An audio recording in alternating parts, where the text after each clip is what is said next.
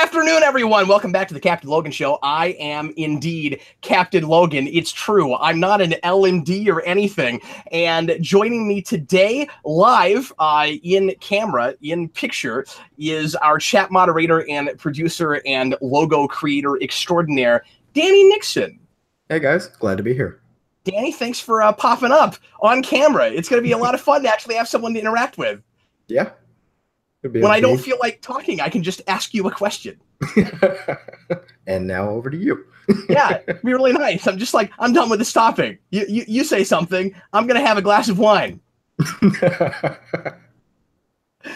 Danny has been helping us out with the show for a long time. He actually hasn't been with us in a couple of weeks. We had Robert Emmett help us out, which was really nice of him to come in 2 weeks in a row and throw me questions. And this show is so much easier to do, and I get so much more done if I have somebody screening questions for me, because we get a crazy amount of material here. And there's always a lot of really interesting, insightful things that I don't get to. And I'll go back and look at the questions afterwards, Danny, and I'll be like, I wish I'd talked about that, and I wish I'd talked about that. And I should compile those more and bring them in on the letters pages on the omnibus. Yeah, I should start saving the questions that we don't get to, and I can just like email them to you or message them to you on Facebook, so you've got a list of them if there's anything you wanted to go back to. Yeah, no, that'd be a really good idea. So, Danny, this is your first time being on the channel proper, where we get to actually see your lovely mug. What would you like to tell anybody about yourself? Well, big fan of the channel. I've been a fan for, say, what, 6, maybe 7 years now. It's crazy. I know, it doesn't feel that long, and it's awesome to be able to work with the channel in some capacity, whether it's moderating or doing the thumbnail design. So thank you for everybody who's always been, supportive of the stuff I designed for the channel, and thank you, Cap, obviously, for letting me do all this stuff. Oh, geez, thank you, man. I still feel like I'm taking advantage of you. Danny does incredible work. All of the thumbnails, all of the designs that you see, except for the stuff that Good Plot does for commentaries, is all Danny Nixon.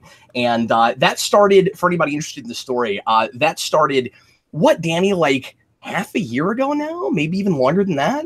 I think it was a little bit over 6 months, I think, because it was starting my second to last semester of college when that started. So I ended up having 2 full semesters of a college workload and doing all the thumbnails and everything all hit at once. And I was like, oh, wow, this is a lot different than I thought as far as like the workload was going to go compared to, what I had been doing before, which was just college and a little bit of part-time work.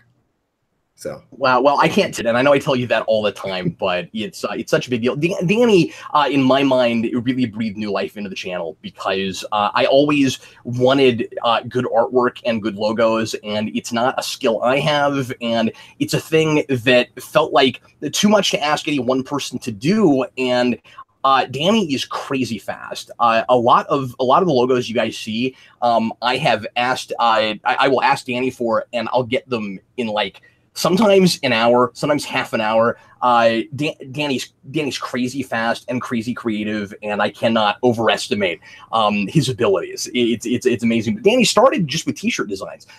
He said, "Hey, Cap, you can use these if you want them," and I was like, "Why would I not want these?" Cheap plug for the Redbubble account. Yeah, absolutely.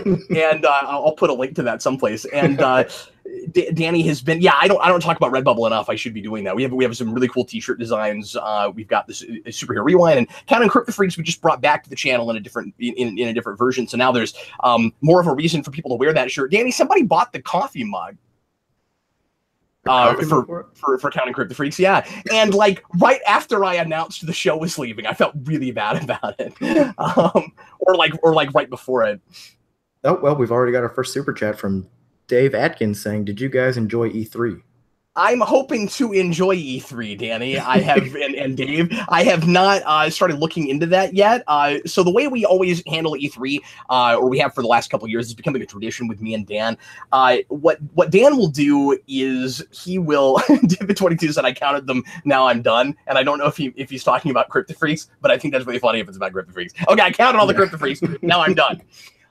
No, I don't do any work with E3. I'm not a big video game guy, although I'm trying to get more into modern games, and I've been live streaming lately with Detroit Become Human, and that's been going really well, and I kind of want to do more of that. So I'm getting more into that scene, but I am really lazy, Dave, when it comes to E3. What we do is Dan does all the research and actually pays attention to E3, and then he sends me all the links to videos he thinks I should watch, and then I watch everything that Dan sends me, and then Dan Torrey, not Danny Nixon, our band of Dans here on Geekvolution, and then and then I compile together based on what he sent me my top 5 games that I'm most looking forward to. And so Dan does the majority of the work for the E3 live shows. And I never used to pay that much attention to E3. It's a thing that I do now because of Dan. So we are planning on doing that the same way we have before. Dan and I just met yesterday to do the Spider-Man Homecoming commentary, and that's going to come up later on today, this evening. So look forward to that. And Danny, thanks again for the thumbnail on that, because Good Plot wasn't available and I needed something. And then Dan and I are gonna come together and do the E3 show toward the beginning of next week, I think, is the plan right now. So yes, indeed. Danny, do you get tired of people making fun of your last name? You know, I haven't dealt with that nearly as much as I've dealt with the Daniel and the Lion's Den thing. Maybe it's because I grew up in, the Bible Belt with just surrounded by a lot of Baptist churches in a small town, which is the stereotype. So I've heard that far more than I've heard of the Nixon thing. That's amazing, because I would think that would anywhere be the low-hanging fruit, right? You would think, but apparently there's fruit that hangs even lower. So, like Jeffrey in the comments just called you Mr. Former President. Like if that was my last name, I would revel in that so hard. I would think that was really funny. And except that is not my last name. And so by like 25 years old or however, or 22 or however old Danny is, I don't know how old Danny is. What you said you just got out of college, so you're probably, that was, nailed it. At about that age, maybe you start getting tired of it. I don't know. But I think my generation is at least far enough removed from Richard Nixon that I don't hear it a whole lot unless I'm around older circles. So I don't get it a whole lot, but that's why you're getting it more here on the channel. Yeah, and every time I do hear it, I just do the peace signs, and I'm not a crook. How do you not? Yeah, it's great. Okay, let's go ahead and start taking some questions, folks. Actually, real quick before we do that, let me mention as you've noticed, the omnibus is not up yet. We shot it on Sunday. Really big omnibus, a big show. So much stuff to post over the next few weeks. And I'm excited for you guys to finally see it. I'm still about halfway through editing because there's so much show. So sorry that's not up yet. But I also have 2 commentaries coming out this week. So Spider-Man Homecoming is tonight. And then tomorrow, I'm going to post the Incredibles commentary. And that will be, the same week Incredibles 2 is coming up. That'll be the day, the day of the opening if you go Thursday, like I do, the day before if you're a Friday person, and then we'll have omnibus stuff starting hopefully tonight. So we haven't had a lot of videos the last couple of days. It's all going to kind of bunch up a little bit. So anyway, I'll look forward to that. Danny, let's start answering stuff. You guys, it's an Ask Us Anything day, and you can ask things also to Danny if you want to. Super Chat is open, so if you want to support the channel that way and make sure that your question gets heard, that is a great way to do it, and we sure appreciate your support. Also, a quick plug for Patreon, as always, patreon.com/Geekvolution. That is the way to watch Geekvolution After Dark, which is my and Eric's twice a month talk show, uncensored. We talk about all kinds of cool stuff and things that we never would bring up on the channel. And if you want to see us in a looser, more kind of wild environment, that's the way to do that. We also do early episodes of Superhero Rewind, of now the new commentary version of Counting Crypto Freaks, and a whole ton more at just $2 a month. At the $20 tier, you can request something for Eric or I to talk about, or both of us to talk about on the omnibus. That has been going extremely well, and I have really been enjoying the requests. I'm gonna have to maybe cap it off soon because we have so many. So if nobody drops off, there's space for one more right now, and I may have to cap it off after 12. I don't think I can promise any more than 12. So anyway, without further ado, let's go ahead and do some more some questions. Danny, I see another super chat.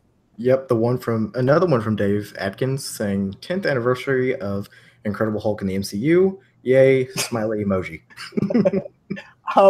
Sure, yay. Yeah, Incredible Hulk. The movie is, of course, not my favorite. I think it's I think it's ultimately a interesting movie to analyze before it's a fun film to watch. But I think that's really amusing super chat. Just the way he worded that is like of the Incredible Hulk. Like, yay, Hulk's in the MCU. Too bad he doesn't get his own movies. Divid22, today's sponsor is Sparkling Ice. Cherry Lemonade, Sparkling Ice. That is today's sponsor. I have not drank soda in 6 months. I have replaced my soda intake entirely with hot tea, except for when it's 90 degrees outside, like it is right. Well, it's 90 degrees where Danny is, because he's in Texas.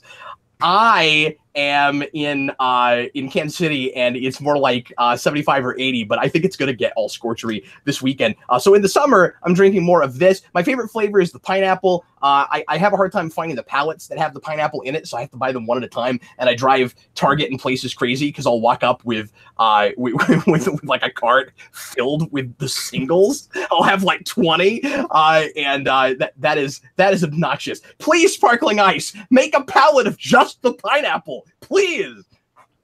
Anyway, all right, Danny, throw some questions at me. Okay. Let's get started. A couple people have been asking about the news about Ben Affleck possibly being out in Matt Reeves' Batman, and William Parcell asked, Cap, do you think Affleck is out as Batman? So I will be permanently. I will be really surprised if he comes back. Yeah, especially after the backlash with Justice League, which, if you're Ben Affleck, I don't know how you're surprised by that, given how weird of a hodgepodge kind of movie that was. He could not have expected after BVS, with as much Snyder as was left in that movie, that it was not still going to be kind of unenticing to a lot of people, and that people wouldn't be happy with him.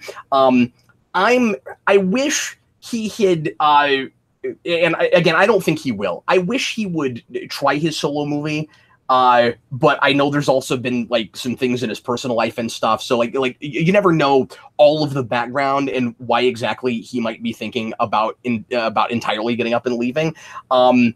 Here's the thing. I love his performance as Batman, and I would love to see him get to play that character in a solo movie, and I really wish he had gotten to direct his Batman. I wish they let him make the movie he wanted to make, not having seen that script and knowing what exactly that was going to be. At the same time, if we had that, as I talked about with my top 10 superhero rewind about movies I want to see rebooted, which Batman wasn't really on, but it's kind of, or was it Batman wasn't on, but it's kind of weird. Even if we got that, looking back at all the things you have to kind of ignore and forget about that were really strange. Like if that movie was absolutely wonderful and excellent, it probably would have to be so far removed from those other movies that they either feel like they don't count or kind of retcon them. So on the one hand, I kind of want to get as far away from DCEU as possible and just make movies. And on the other hand, I really wanted to see Ben Affleck's Batman. And because Wonder Woman is good and working, I'm going to have to do some of that compartmentalization anyway. So there's no good way to look at this universe at this point. So it is sad if that is happening. It will be easier to move forward and reinvent and restructure without him. I don't really know anything about Reeves, so I don't have a lot of I don't have much of an opinion on that yet. But I think it will probably be best for DCU to recast him. But I would have been so curious and interested to see what that would have looked like. Yeah, I'm with you. It's kind of a shame because I think he's great as Batman, but I don't think the DCEU is very salvageable at this point. But, yeah, the word of the day now is compromise, right? You're not going to make everybody happy. You're not. I mean, like you're not going to make anybody happy, right? Ultimately, at the end of the day. All right, go ahead. Okay. Switching it up. Super Nerd asks, Cap, would you ever run for president or governor of Missouri? I'm assuming probably you'd probably run in Kansas because you live on Kansas side, I right? would not. Yeah, I would not run in Missouri unless I moved to Missouri. And it's possible at some point I end up living on the Missouri side. I live right on the line. My wife works in Missouri and she drives 10 minutes to work. So we are literally right on the line between the Missouri and Kansas side of Kansas City. So yes, I technically live in Kansas, but I don't always know even what state I'm in when I go places. Sometimes I'll be somewhere and I'm like, oh, I'm in Missouri. And it's funny because, yeah, especially if you go downtown or if you go into like the Power and Light District, if you're using GPS, the GPS will say, welcome to Missouri. And then you'll cross back over and it'll say, welcome to Kansas. And I actually hear that quite a bit when I have to use my GPS. But anyway, I would never run for president. That is not a job that I would want or that I would be remotely qualified for.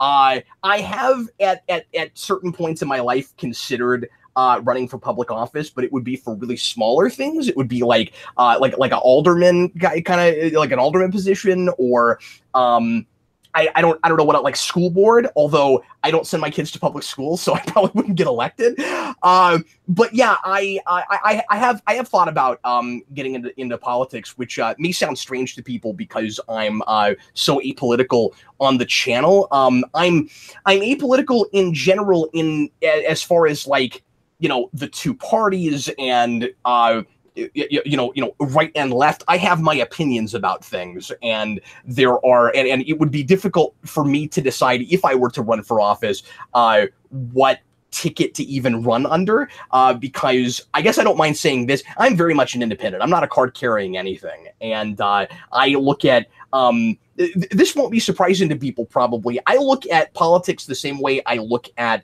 I look at fiction and I look at pop culture. You guys have heard me say it depends 653,000 times. And that's how I feel about politics. Everything is on a case-by-case basis. And so, yeah, I don't think I could get elected for anything, partly because of that. But I would consider maybe when I'm a little bit older, running for something in local government. I see some super chats, Danny. Yeah, two have. Hey, Danny, would you run for president? Would you be President Nixon? No. Danny, are you into politics? Do you follow things? Is politics a hobby for you? It is very much something I follow very closely. Oh, interesting. Yeah, I'm not going to discuss all of my beliefs on the channel, but I do. No, let's not. Yeah, I do have some very strong opinions on politics. But if I ran for any kind of public office, it would probably be school board or something, just to get local and to help the future. Yeah, I just want to be involved in some way. That would be the only reason that I would consider doing that. And I'm sorry, Danny, I don't mean to say that you can't discuss your beliefs on anything if you don't want to. I won't censor you, certainly on the channel. I just don't want to open up a big political discussion on the Captain Logan show. That's all. No, I don't want to do that either. What else do you see, buddy? Okay, the first super chat we've got from Dave Atkins again is, I'll do you one better. Why is Captain Logan? Why is Gamora? Well, Captain Logan is because there were two people, a man and a woman, who at one point loved each other very much, and they had a baby that they named Captain Logan, and everybody looked at them really strange, and they were like, "Is Captain his first name? No, I'm kidding. No, I was born in 1984. I am the oldest of three. I have a brother and a sister, both of whom are 4 and 5 years younger than me, respectively. I was born in Russellville. I was actually born in Dardanelle, Arkansas, which is like 20 minutes away, right outside of Russellville, Arkansas, which is where I grew up for the first few years of my life. And my parents had a really good relationship. It seems like early on, and after they had 3 kids, things didn't work out too well, and they ended up divorcing. But I guess I exist because I am the product of those two people, my parents, who I both more or less get along with really well, and who live in different cities. Both now still here in Kansas. My dad went back to Arkansas for a long time, but he's back here now. But yes, that is why is Captain. I have no great like metaphysical answer or anything, but I guess but if that's more of like a what is your point of existence question, it's to be here with you right now answering that question. Go ahead, Danny. Okay, thanks for all the support, guys, with the super chats. We appreciate it. Yes, thank you for everybody who's doing that. It makes it really easy to find where questions are. But I can use those as like a metric of where I last left off. Random reviewer says, after your mystery rewind, will you do Ant-Man since we're getting Ant-Man and the Wasp soon? Oh yeah, I guess that is a mystery rewind. Well, I was thinking the very next one is a science fiction rewind that's on the 1986 Transformers movie, which I was hoping I would be farther along in by now, but I'm busy with so many things that I haven't been able to work on it too much. So sorry, David Crabtree, but I will next week, hopefully. That should have happened this week. I am busy preparing for a big yard sale I'm doing this weekend, and some other channel things. But anyway, so but then yes, right after that it is going to be a mystery TV show. I still haven't unveiled that, but I will tell you what it is at the end of that science fiction rewind. What was the movie he was asking about? Ant-Man, because Ant-Man and the Wasp is coming out soon. Yeah, I will make that the next goal on Patreon. So, and I just haven't changed that yet. But we passed 550, and once again, you guys are amazing for getting us to that goal. It's absolutely astounding. So we got past that goal. That is the top 50 casting choices rewind. So that will be the very next thing that I do after the mystery TV show, which is, by the way, not a thing that I selected. It was a $50 request from one of our patrons, and then you've got the the next $50 goal. So I got to do that. So I got 3 requested rewinds right now, and then immediately after that, if we hit 600, that will be Ant-Man probably. But if we don't hit it, I'll try to hit that one this year at some point. I don't always get to them before a movie comes out. I used to be a lot more meticulous about that, but Danny, I'm always on the fence about it because sometimes it's kind of nice to know what happens afterwards in looking at these as kind of chapters of an ongoing story. So like I used to push myself a lot harder in like, oh, I've got to make sure that I'm not affected too much by the next chapter of the story. But sometimes the analysis is better if I know what happens next. So it's tough. I mean, like it's very often a lot like reviewing. I mean, these are singular stories, but at the same time, it's kind of like reviewing separate episodes of a TV show that's not finished yet. Yeah, and I'd imagine that creates a bit of a dilemma of, well, should I wait until after I've seen this one so I have a fuller view of what the first one was trying to do and if it accomplished it, or should I just go into the first one without any knowledge of what comes after and see if it works on its own as a piece? Yeah, precisely. And I've been really inconsistent about it. Sometimes I review them before I've seen the next thing, and sometimes, like Deadpool, I didn't see Deadpool 2 before I reviewed that. But then Guardians, I had seen Infinity War. So yeah, I'm not always consistent about it. Okay, the next question is from Ultratron563. Cap, have you talked to Shades about the Apocalypse commentary? No, I need to do that. I haven't talked to Shades in a long time. I need to send him a message. That should probably happen. I think part of the reason I keep putting it off is because Eric and I did an Apocalypse commentary with Marvel Mania, but it wasn't the official commentary. At the same time, some of those I think were good enough. I won't feel the need to go back and do a different commentary outside of Marvel Mania. But Shades and I have this long-standing tradition of doing all the X-Men movies, and we're now 2 down because we haven't done Logan either. And I think just 2 down, unless you count the Deadpool movies as X-Men movies, and in that case, we're 4 down. 3 until, that comes out on Blu-ray. But anyway, I digress. Yeah, I should send Shades a message. I haven't talked to him in a long time. Hope he's doing well. Go ahead, Danny. What else do you have for me, sir? 7 Beetle of Doom. Do you think Marvel will relaunch their Max line with DC relaunching Vertigo? Or now that DC has relaunched Vertigo? Goodness, I hadn't thought of that. I'll be surprised if they do. That's my gut reaction to that. And like both companies have sometimes been reactionary like that. Obviously Marvel was looking at 52 when they rebranded with Marvel Now, although they didn't start their whole universe over. And then again, when they went into Secret Wars. But Vertigo wasn't gone that long. I mean, like was Vertigo ever completely gone? Like they're relaunching Vertigo, but didn't they still have a book or 2 under that imprint? all this time running? Am I wrong about that? I have never followed Vertigo all that closely, but I'd imagine something with Constantine or. Well, no, because Constantine went over to mainstream. I mean, like they stopped the Constantine, the John Constantine book. I don't want to tick off Constantine fans. And then yeah, he's never gonna watch this. And then I have to stop everything and just say we now at this very moment, and this will change because it fluctuates. We have the number of viewers of The Ultimate Answer to Life, the Universe, and Everything. There are 42 people watching us right now. Anyway, but several years ago, we took Hellblazer. No, that book was Hellblazer, of course. Yeah, which, as Eric says, is the title that never really had anything to do with anything, because it was supposed to be Hellraiser, and then that movie came out, and then they couldn't use that, so they called it Hellblazer. But anyway, I digress. Constantine goes over to 52, and we have Justice League Dark, and it has its own book.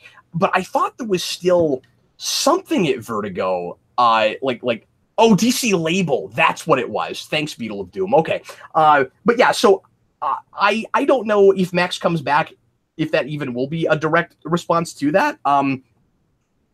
Here's what I don't understand about how Marvel handles their more mature stuff right now.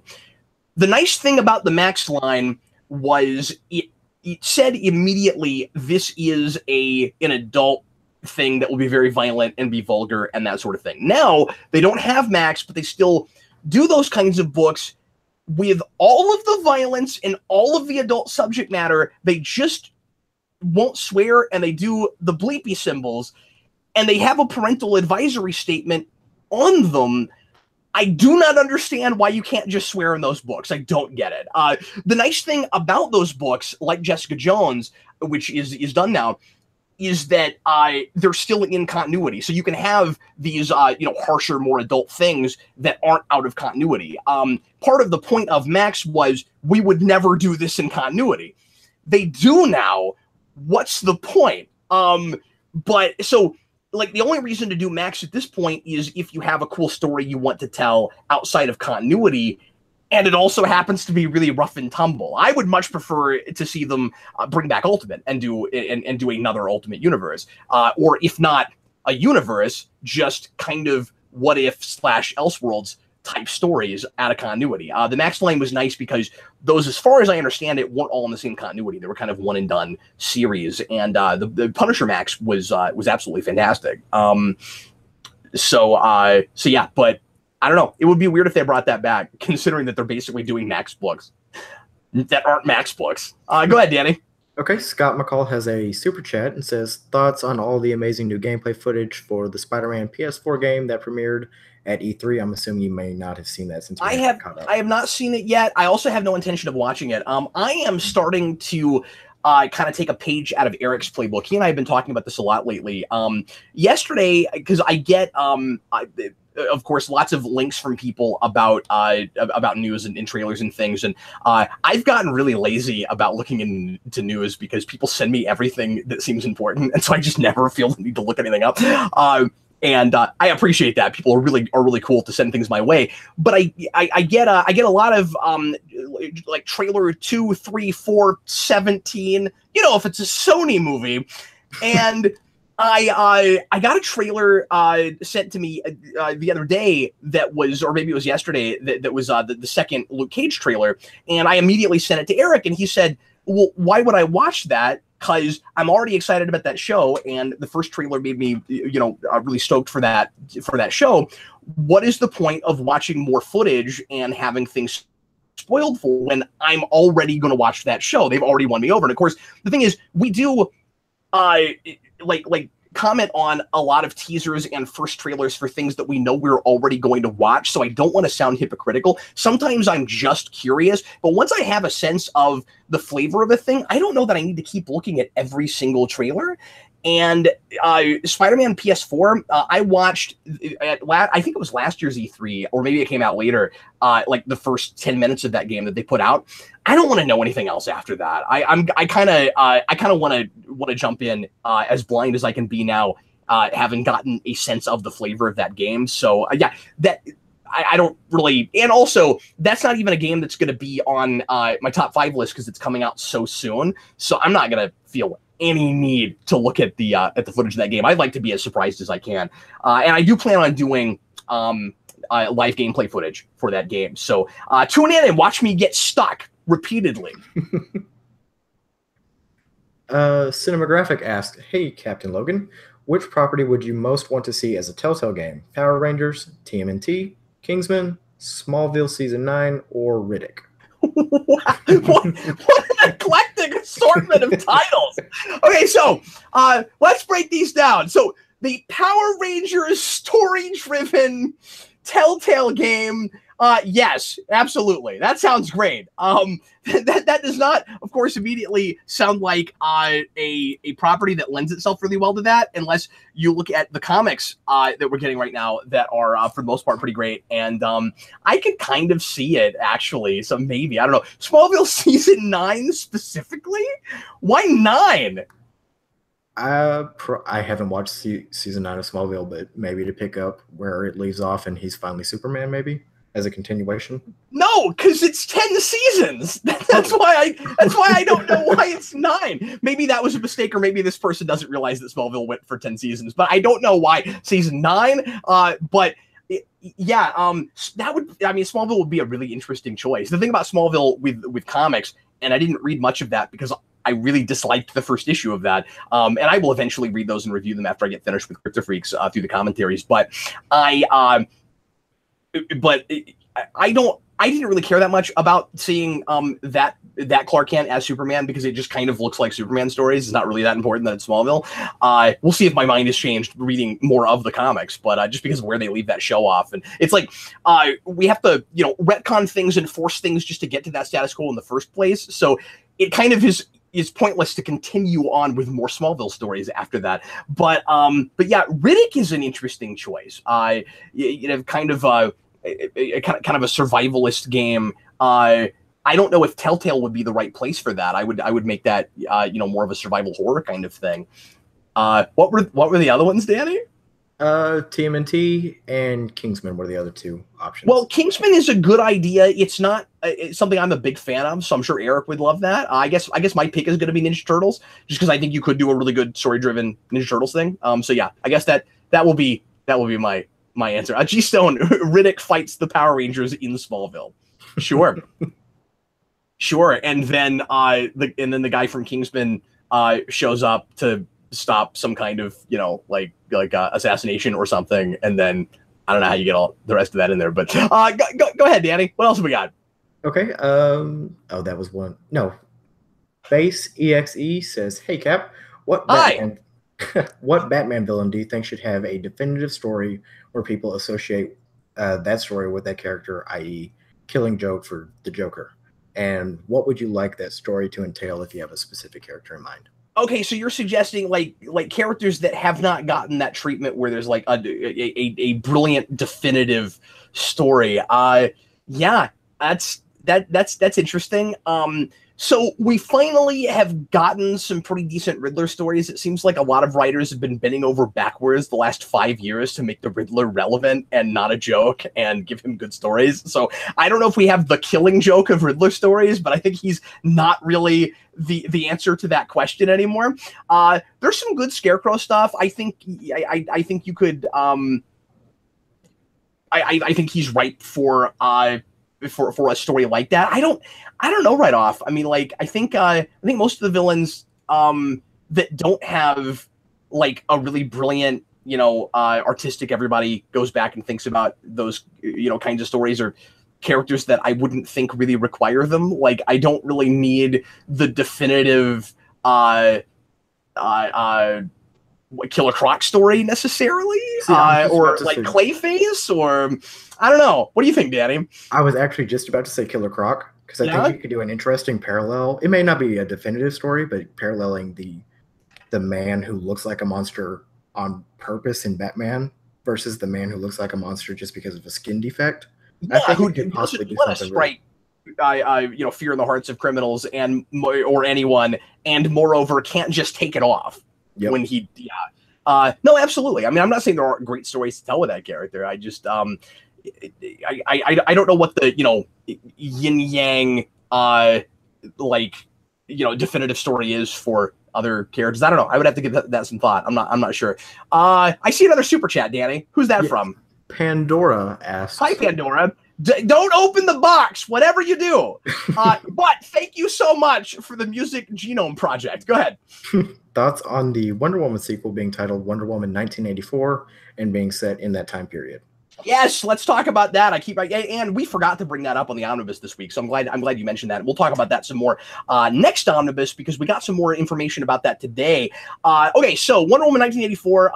I think that's a great title. It's really, we've never done that with any superhero period pieces. I think it's we beat X-Men to the punch on that. X-Men really could have done that, right? Like First Class could have been 63 or whatever it was. His Future Past could have been 73, although that's weird because it's also a time travel thing, so they probably wouldn't have done that. But I'm actually a little bit surprised that we beat X-Men to the punch on that, since that became a big period piece series. I'm really excited about that for a couple reasons. Mainly, I was born in 1984, so that's pretty cool. It's 84. I think that is a really historic, important year for a lot of stuff. And we got a picture today with Wonder Woman standing in front of a bunch of monitors looking at pop culture things, and that feels like a kind of Captain America out of time thing. I'm assuming she's been around and is not time displaced the whole time, so I'm not totally sure what exactly we're doing with that, or maybe she just hasn't been in the limelight at all and she's been hoarding herself away and now she's kind of forced to come back out for a minute. But I think it's a really cool choice. We found out today that Chris Pine is going to be in the film, and we've got a picture of him, and the article I read was real quick to go, somehow Steve Trevor is still alive. Yeah, no. I will be very surprised if that's what they're doing. It's going to be the TV show thing, right? He's going to be Steve Trevor's son, right? Surely that's what they do. I'll be really surprised if that's not what it is. And it looks like they're intentionally making him look older, which tracks for the timeline that, like, if Steve Trevor had a kid in World War II era, that at this point he'd be in his 40s. Like, surely that's what it is. It would be really strange. And again, like we were talking about earlier, Danny, we might just be ignoring other DCEU things, so I want to take this with a grain of salt. But if Steve Trevor was somehow still alive, or there was some kind of weird time displacement thing, or whatever it was, and we did like a Bucky thing with it, wouldn't it be... Doesn't that immediately deflate everything about her motivations in Justice League? Yeah, but that seems to be part of the course with the DC films, where everything's just retconned when you get to the next one. So I have no idea what they're going to do. It wouldn't surprise me if he was trapped in a block of ice, or if it is his son, or if it's like a ghost. Good old gamer and Chewbacca's lover. For just the picture we saw, and I don't like to speculate too much, just based on cast photos or set photos. It looked like he was in the 80s. It doesn't look like a flashback. And if it is a flashback, I don't know why he looks so much older than he did in that last movie. It looks like they're intentionally trying to make him look like he's 40. But I could be wrong about that. I don't know. I don't think it's going to be a flashback thing. I think he's going to be a major character in that movie. But we'll see. I'm so excited about that. One thing that will be interesting to see is how they handle why she is able to come back out and be Wonder Woman and do Wonder Woman-y things, and then later still no one has ever heard of Wonder Woman, and she's not a public hero. Unless they really throw everything DCEU away and say, just who cares about that? Let's just... But I don't know why we're making it, a period piece and filling things in otherwise. So, I don't know. Muhammad Anwar asks, yeah, what are your thoughts on Hasbro buying Power Rangers from Saban and expressing interest in making more movies? Also, what are the odds that they keep the same cast from the 2017 movie? Okay, I talked about this a couple of weeks ago, but I'll weigh in on it one more time. So I am cautiously optimistic. I think this is likely to breathe some new blood into the franchise in various ways. I'm very curious about what Hasbro owning Power Rangers means for the TV series also, because Eric and I keep talking about how it has really lost the spark and those shows are no fun to watch anymore. And so I'm almost as curious about that as I am about what they do with movies. Hasbro's been really hit or miss when it comes to movies. So my immediate response was, oh yay, someone who wants Power Rangers has it. Because Saban didn't seem to know what to do with it anymore and kind of almost begrudgingly took it back from Disney, it seemed like. But then they haven't, obviously, a lot of people hate the Transformers movies. I'm not the biggest fan of those either. They're rebooting. We don't know what that's going to look like yet. The G.I. Joe movies were kind of underwhelming to people. I never watched those, so I don't have a stake in that. But I like I said, I want to be cautiously optimistic about it. I think some really cool things could happen with that moving forward. I think the chance of they're bringing back the previous cast and making it a sequel to Saban's Power Rangers is zero. That will not happen. I would bet real money on that. I don't think that's going to happen. And moreover, the announcement was very, very vague. When they came out and said, yes, we are going to make movies, and there's a couple big clues for me. Lack of evidence is not evidence, so this is not a great clue. However, the first thing is, in my opinion, if you were going to make it a sequel to the last one, that would be in the initial announcement. I kind of feel like if they were planning on making a sequel to that movie, they would not be as vague about, we're going to make more movies, but we're not telling you what it is. I don't know why you wouldn't come right out and say, and it's going to be a sequel to that last movie. But maybe there's a strategy to that I'm not thinking of or that I don't understand. So that's the first thing. The other thing, though, is that what was my other thing? So they're gonna make so they said they're making movies, but they're not saying what exactly they're. I forget what my other thing is. I'll think of it. There was another thing. But yeah, I think, oh, I know what it was. I'm sorry. That was Saban's Power Rangers. This is now Hasbro's Power Rangers. They're gonna want to get away from that branding, and yes, they don't have to put Saban in the title to still make it based on that movie and still part of that that mythology, but they kind of threw Saban under the bus when they made this announcement, and they were like, lately this franchise has not been taken advantage of the way it should be, and we know what to do with it. Yeah, they're not making more movies in that franchise after they say that. Super chat from the Vampire Diaries. Thanks to the Vampire Diaries. Do you think the first 2 seasons of Arrow are rewind worthy? I hope so. LOL. Quote. Lola. I think they are. Yeah. Season 2 is such a bizarre mixed bag because the first half of that is pretty extraordinary television, I think, and then it gets really convoluted and falls apart and very quickly starts to pave the way for what turns into season 3. And I could see myself eventually maybe doing analyses of those. That at least the first season. But I would want to, if I did first season, I would want to write about second season. Partly just because I love Sarah in that so much. Don't care about her anymore, I have to say. Unfortunately, makes me sad. She's a completely different character at this point. But she came back from the Lazarus pit, and she's no fun anymore. It's really unfortunate. I guess. I mean, I haven't watched the last season of Legends, so maybe she is more fun than she has been. But although at least she became the captain of the ship. That's good. That's cool. But anyway, yeah. No, that could happen. I could see that happening. Donnie St. Pierre asks, Cap, other than your own, do you know of any good videos on creative writing? No, I'm the only person that makes good creative writing videos. No, I don't. I've not looked at a lot of things outside of professionals. So there are some major writers that have done some really great, speeches at like colleges and places that have been recorded and put on YouTube, or have done lectures. So there's some really good stuff from Stephen King, and there's a couple of really great lectures from Neil. Why can't I think of people's names today? Sandman, Neil Gaiman. But beyond that, yeah, I'm sure there are some great writing channels. I have not looked real deep into that. But I should. I will do some research. I'd love to know what's out there. I just haven't looked real deep into it. But I have listened to some things from some professional writers. Chewbacca's lover. Hey, Cap, thoughts on Kathleen Kennedy? Should she be replaced? Yeah, people keep asking me about this, and I just have not looked deep enough into this. I don't have a real strong opinion on this. I hesitate a lot talking about the ins and outs of business that I'm not behind the closed doors of. It's interesting to speculate and wonder, but who knows how much of the kind of ball dropping, if you think there's been ball dropping with Star Wars, rests squarely on Kathleen Kennedy's shoulders.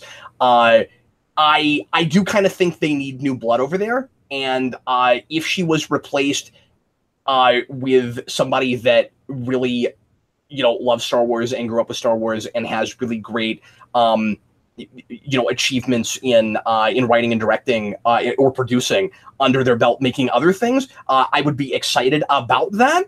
So I don't know. Short answer, yeah, probably. But I also feel like I don't have enough information to answer that question. I'm not comfortable saying straight away, yes, Kathleen Kennedy is the problem, because I'm not really, paying that close attention to all of that. Just full disclosure. Another super chat from random reviewer. Do the G.I. Joe movies qualify for Superhero Rewind? No. The G.I. Joe's not superheroes. They're soldiers. I don't think that. I mean, they have, as I've always said, there are lots and lots of things like that, like Ghostbusters, that have a lot of the trappings of superhero things and that fit that mold and that formula to some degree, but they're not.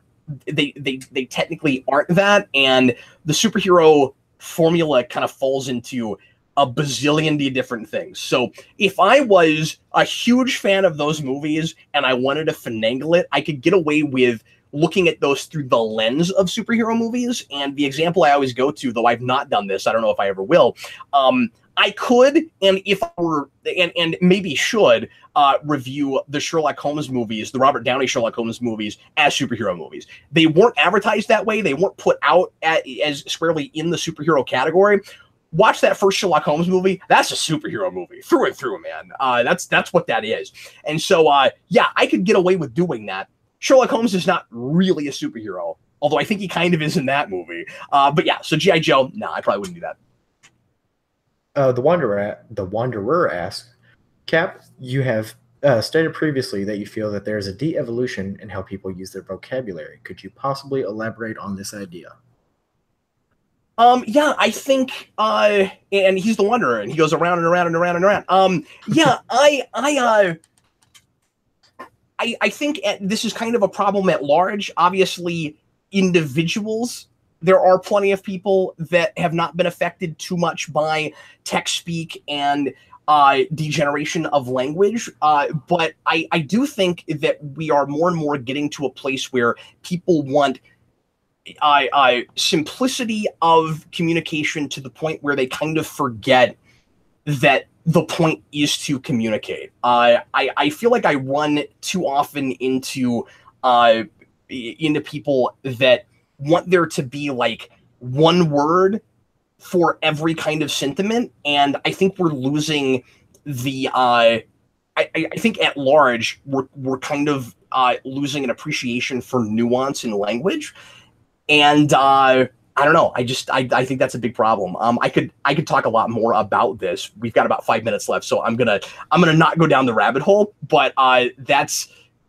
I don't know. That's a little bit more of an elaboration on that. Maybe I'll talk about that more at length at another time. But throw us another one, Danny. Okay, Kellen O'Rourke. Cap, are you excited that Bullseye's in season 3 of Daredevil? Real quick, let me read this comment from Blue Dragon 5 if I can, going back to the Kathleen Kennedy thing. He says, I think it's a little irresponsible to unload all the blame onto Kathleen Kennedy without firm evidence, and even if it's the case, it's the George Lucas effect of she gave us more good than bad in the end. Yeah, I mean, like I said, I just don't think we have enough information. I'm sorry, Danny, would you read that question one more time? Yeah. Are you excited that Bullseye is in season 3 of Daredevil? Yeah, and also not surprised. I mean, that's the next thing you've got to do, right? Like he's got to be there. No, it'll be cool to see what the MCU version of that character is like. And my big question is kind of how we handle the costume. Like we've been doing one of the only things from the Deadpool movie, or Deadpool, okay, so I keep doing this. Every time I try to say Daredevil, it comes out Deadpool. This has been a big problem lately. Deadpool Born Again. I can't.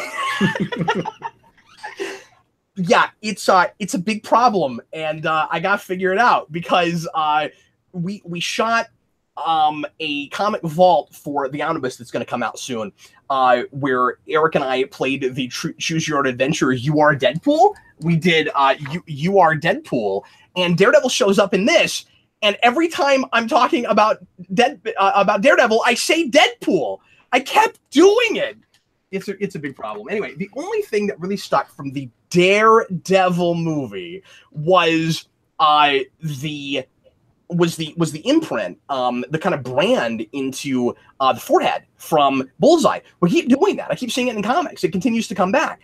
Are we going to do it again? Is that going to be like? Is he going to look more or less like the Colin Farrell version of Bullseye, or is he just going to have kind of a nondescript costume?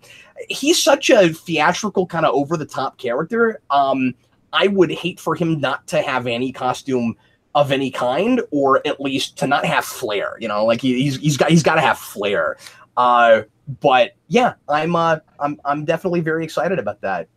We'll see if he kills Elektra. We'll see if Elektra comes back and he kills her. Okay. G Stone asks, have you seen the Tim Burton Dumbo trailer? Yes, I just watched that before the show. It looks just like I would want it to. I don't know what that story is ultimately going to be like with Tim Burton at the helm. If it ends up being really weird, they're going out of their way to not show you the really odd, weird parts. Now, the thing about, and it doesn't look like a straight up consummate Tim Burton movie. It looks like he's trying to be really authentic to what Dumbo looked like and what it was. Dumbo is kind of a weird, strange thing. When Tim Burton was announced for that, my first reaction was, oh no, it's just going to look like everything Tim Burton has ever done. And then my next reaction was, Dumbo already kind of looks like a Tim Burton thing in some ways. That cast is crazy. Speaking of Colin Farrell, he's in that movie. Danny DeVito is in that movie. Michael Keaton is in that movie. I didn't know I was excited about Dumbo, but I kind of am. And I hope it doesn't run off the rails with itself. But yeah, no, I actually think it looks really cool. We've got like 4 or 5 minutes, Danny. Let's tackle a couple more, shall we? Okay. Jeffrey E. Patron, Cap and Mr. Former President. I'm assuming that means me. Thoughts on Tom King on Seth Meyers? Do you think we will see more comic writers getting the spotlight on TV? Did not know that happened. I'll go take a look at that. That's really cool. Yeah, I hope that sets a trend. That's really neat. Yeah, from what I've heard, Seth Meyers is a big comic book fan, and like he actively goes out of his way to get people from the comic book industry on his shows. So kudos to Seth Meyers for doing that to get more publicity for the actual people behind the comics rather than just the characters. I'll tell you, my prediction is that in the next 5 years, we're going to see comics be at least a little bit more mainstream, especially if the GameStop endeavor ends up working. This is another thing that Eric and I talked about that will come up on the news video here in the next day or two. But GameStop is going to start selling comics in their stores, and they're doing it on this kind of trial basis where they're just getting their feet wet. And they're not going to have pull lists and stuff right away. It's just going to be old school spinner racks. They're just going to have spinner racks in their stores with comics. I don't like GameStop. I don't like the way I'm treated at GameStop. I think that's a really cool idea. I'm glad they're doing that. And I hope that it doesn't go too much further than that, because I also think that if it gets popular, they could try to become the Walmart of comic book stores and try to put a lot of the smaller stores out of business. And I don't want to see that happen, but I would like to see comics start being sold in grocery stores again, and in just every place you go, you can buy comics. And I don't think it's too much competition against, and I think a good competition, if it is, with the smaller stores, because you get your feet wet, you get excited about one issue you bought, and then you go to the place where you can get it every month. As long as they don't open pull lists, I think that could be a really good thing. And if they start showing up in a lot of other places, you could see comics start to go a little bit more mainstream. I don't mean that everyone is suddenly going to start reading comics. But if it more and more, it's being looked at as not just a legitimate art form, but a normal thing that people do. And with stuff like Seth Meyers interviewing comic book creators on his show and stuff, I think we could start to see people wondering why they're not reading comics, because that seems like just a regular thing that people do now, and I think that might be a positive thing. So I don't know. We'll see what how that ends. But like I said, my prediction is in 5 years or so, I think you'll see comics be even a lot more mainstream than they are now. I sure hope so, because I'm tired of having to drive 45 minutes over to Louisiana to go pick up comics. Oh, geez, I bet. Yeah. Why don't you just buy your books online? Because I don't want to pay for the shipping. I'm bad about that. I'd rather just I've got a car that's got good gas mileage, so I prefer to just go pick it up and have it that day. Do you have to read them the day they come out, or do you let them pile up? No, I actually haven't bought new in a couple months, but when I was, if I had time, I'd get them read as quickly as I could. But towards the end of a semester in college, it just all piled up, and I eventually just got to the point where I was like, all right, I'm not going to worry about reading currently, and I'll just pick it up when I've got a chance. Well, that's what I was going to say, Danny. Like, if it's not like if it's not like an attention span thing or like a instant gratification thing, that's what I was going to say, where you have to read it on Wednesday when it comes out. There are some good online alternatives where if you buy enough, you don't have to pay for shipping, and you could get your books sent to you once a month, and then you wouldn't have to, drive 45 minutes to go get your books. But if you're like me, you might also just really like going to the comic shop. So, like, I'm not telling you what to do, but I'm just saying that I think you can finagle it where you won't end up paying more to do it. Yeah, if I bought enough on a more regular basis, I would just go to like Midtown Comics online or something like that and buy it that way. But I like picking up whatever's new and seeing what they've got that I wasn't aware of, or going through that is a good way to bins. Yeah, because otherwise, and especially if you buy back issues, because the problem with buying online is it can be tedious to run through the list of every book that came out from every company, which I sometimes have to do and don't love. But Danny, how about one more? Okay. What do you think will be William Parcell asks, Cap, what do you think the status of the Avengers team what do you think the status quo will be for the Avengers team after Avengers 4? What roster do you think it will have, and who do you think will be leading it? Oh, goodness. Who knows? It'll be interesting to see if there is just a small group of Avengers, or if after everything that's happened, we just kind of put all the costumed heroes in a barrel and call them Avengers, which is kind of more how I think it'll go, honestly. I don't know that there will just be a small roster. I would be surprised if we even fully understood the status quo of Avengers after that. I don't think you'll have... I don't know. I mean, and I guess I'm just saying this based on instinct. I don't know that I'm basing this on anything. I would be surprised if... Because we have no idea where that movie goes, right? Which is kind of a fun place to be in, where I can guess probably time travel to some degree. I mean, in some way. That's about all I've got right now. But even that maybe not end up being true. It could just be a battle for the gauntlet. I have no idea. The end of that movie, Danny, I would be surprised if it ended the same way Civil War did, and then there's this group of Avengers in a room, and someday maybe we'll get to see them be Avengers together, which never really fully happens, except at the or not Civil War, Age of Ultron, except at the beginning of Civil War. But I'll be really surprised if it's like Age of Ultron. Yeah, I could see the end of Avengers 4 being something where, yeah, we won, but at what cost? And they don't really know where they're picking up. Sure. Yeah. I have no idea. So anyway, well, guys, that's going to do it for us. Danny, thanks for coming on and being on camera this time. It was nice to have somebody physically to talk to. Thank you for inviting me. And to everyone whose questions I didn't get to, I'm sorry. This was kind of a change of pace as far as how I was normally collecting the questions and sending it. So there's a little bit of a learning curve, and I'm sorry if I didn't get to see your question.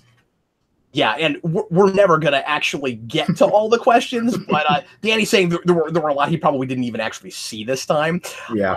But Danny, if you saw any that were really cool, compile them. Maybe we'll try to do them someplace else, or just save them back And I think we're gonna, as just every show that Danny's able to actually make it to, I think we're gonna keep doing it this way. I like this. This is kind of more relaxing for me. And if so, hopefully everybody likes that and is cool with it. But that's my plan right now. Okay, so stuff coming up the next couple days. Like I said, we got not one, but 2 commentaries coming out this week, so look forward to that at Spider-Man Homecoming and Incredibles. I'm going to try to finish the Detroit Become a Human playthrough within the next couple of days. Like I said, I got to juggle that with opening and closing a yard sale over the next few days. So tonight I may be broadcasting and I may not, but almost certainly the next night I will be. Somebody told me I was around like 83-84% done, so I think one more stream should do it, unless I get really, really stuck. But I should be able to finish that here in the next couple of days. And then people have been asking about other games I might play after that. I will probably take a break for at least a few days or a week, or maybe a couple of weeks. But I'm gonna try to find the time to keep doing some gameplay. It's been really fun. I'm really enjoying it. I don't want to do it at the expense of Rewind, so I'm gonna need some time away from it probably. But I don't necessarily know what the next one is that I'll do. But I'm kicking a couple of things around. So anyway, thanks a lot for watching, everybody. You guys are wonderful. Sure appreciate it. And in the meantime, I'm Captain Logan, and this was Danny Nixon. Bye, guys. See you later, everybody.